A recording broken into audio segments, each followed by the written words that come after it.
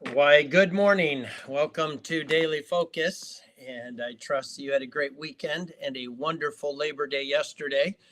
I kind of got two for one yesterday. I got to celebrate Labor Day as well as my birthday, and they happened to fall on the same day. So I actually got the day off for my birthday and got to play golf and spend some time with family. It's wonderful.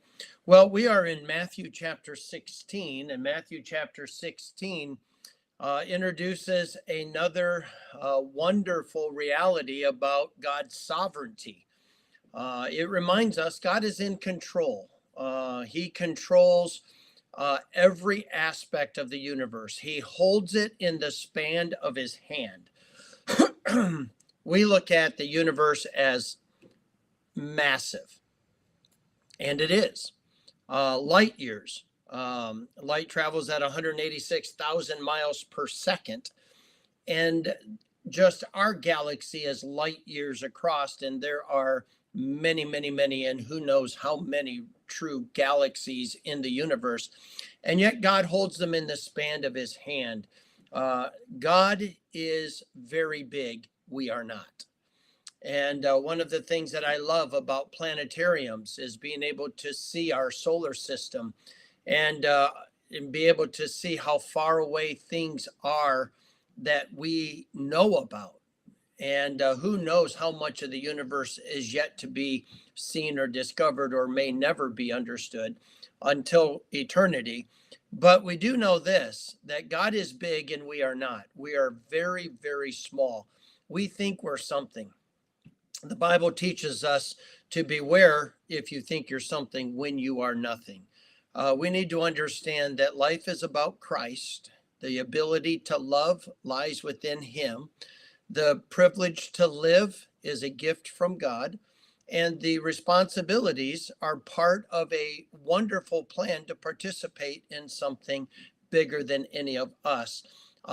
So we should be grateful, not entitled, not demanding, but just grateful. One of the things that reminds us is that God is in control of the weather. Have I challenged you before? Probably, because I challenge myself with this all the time. Don't complain about the weather. You don't control it, and you can't change it. And the one who controls it and the one who can change it is God. So what does complaining do? Complaining says, God, you're not doing the right thing. Well, can I promise you? He is every time doing the right thing, whether it's right for us or we can see how it fits perfectly into our schedule or into our ideal is irrelevant. I promise you, if God sends it, it is right. If God allows it, it is necessary. For things that are bigger than you and I can understand. Why? Because God is bigger than us. And so here, the Pharisees also with Sadducees came, tempting, desiring him that he would show them a sign from heaven. Isn't it interesting that people who are self-centered always want you to prove something? Prove it. Why? Why? Right? And we know that people who come with an agenda want to put you on the defense, who want you to explain why you're going to do something or not going to do something. Why? And all they're doing is gathering data to further argue because they're not going to accept your answer anyway. They're not coming to understand. They're coming to persuade. And we see so much of that in communication today is people do not listen because of the fact that they don't want truth. They just want their way. And all they're doing is asking questions to gather data to further their agenda. Well, that's exactly what the Pharisees and Sadducees were doing. They weren't looking for truth. Jesus makes that very clear. He answered and said unto them, when it is evening, you say it will be fair weather, for the sky is red. And in the morning it will be foul weather today, for the sky is red and lowering. O ye hypocrites, you can discern the face of the sky, but can ye not discern the signs of the times? A wicked and adulterous generation seeketh after a sign, and there shall no sign be given unto it, but the sign of the prophet Jonah. And he left them and departed.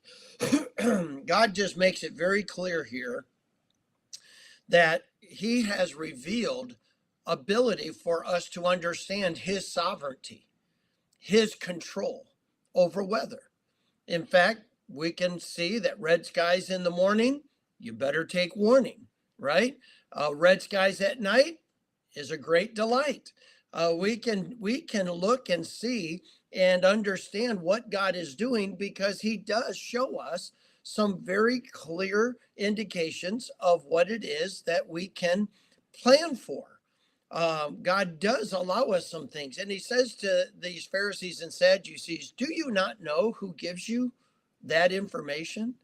And yet I'm trying to teach you about right and wrong, truth and lies. I want to show you about God and Satan. I want to expose your own self-righteousness compared to the true righteousness of Christ. And you don't want any of that.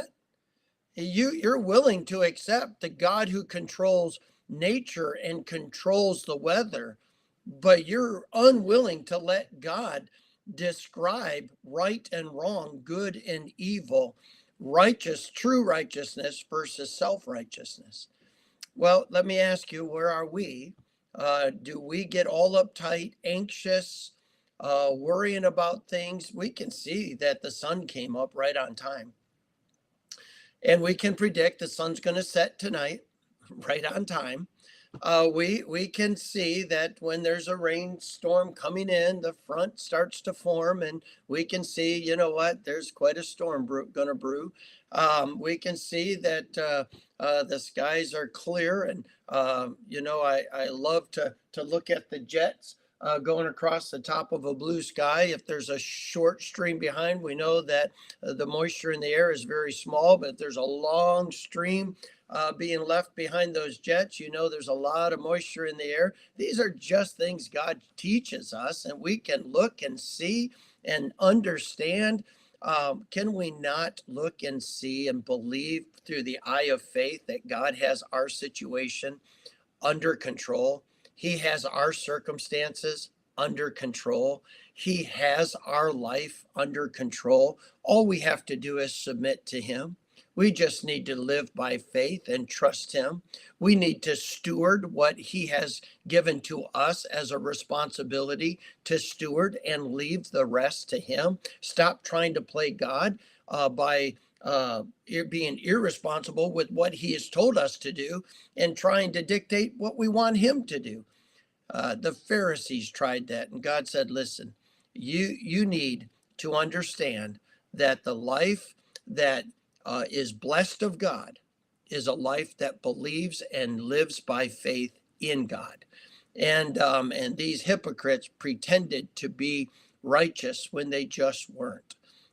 Maybe we should go to school and instead of, looking down on the Pharisees and Sadducees, which there's plenty to look at there, but instead of just browbeating them, maybe we should look and say, is there any of that in us? Is there any of a pretending to trust God, but then question him in all these certain situations? Let's not question God. Let's trust him and live by faith, knowing he is sovereign. He's in control. By grace, he's given to us responsibilities to steward. Let's be faithful in it. God bless you. I hope you have a great day. I'll look forward to seeing you.